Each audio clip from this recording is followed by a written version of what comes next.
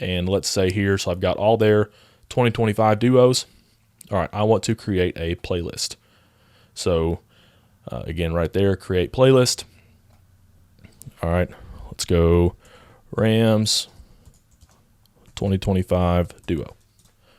All right, so I hit OK, and now I'm kind of in playlist mode, so now I can actually reorder these clips. This wasn't here earlier because if we're in regular game mode, then we're going to watch it as the game goes. If I want, now we're in playlist mode, and you can see if I were to open this tab over here, now I have a playlist, Rams 2025 duo. And it is, again, kind of like Huddle in that if I edit any of this data right here, it's going to edit the original Excel file for the original game. It hasn't created anything new. It's just pulling reference points for all those, if that makes sense. So there's still only one copy of these plays. There's still only one copy of the data for these plays. So if I edit stuff right here, then it's still going to register whenever I go back to all the games. Something that frustrates me in other apps is that whenever I make a new playlist, the data is only applicable to that playlist. So I can't get playlists mixed back and forth, or I'm losing data, and it makes the workflow a little bit more difficult. So right here, there's still only one copy of every game. That's also going to help storage. There are no storage limits for the app, but there are storage limits on computers. So this is going to help with that. Still only one copy of everything. You can see what games they're coming from now.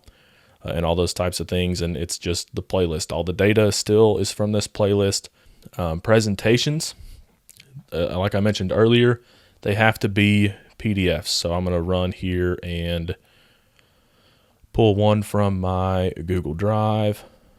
All right, so I got a PDF right here, and it's pulling every, this is every PDF slide. All right, so this is one that I did for a chapter in my Wide Zone Warriors offense on Substack, that tier. And every slide is just a part in the presentation, very similar here. But what you get here is I can hit plus clips, and now I'm back in the clip mode. And you can right-click any of these. All right, so I got, let's say this play right here, I want to add to the presentation. Right-click. I can add it to the playlist or the presentation I currently have up. I can add it to a different playlist, add it to a presentation. Let's just say I want to add it to the presentation that I have up. Okay, that's the only clip I want to add.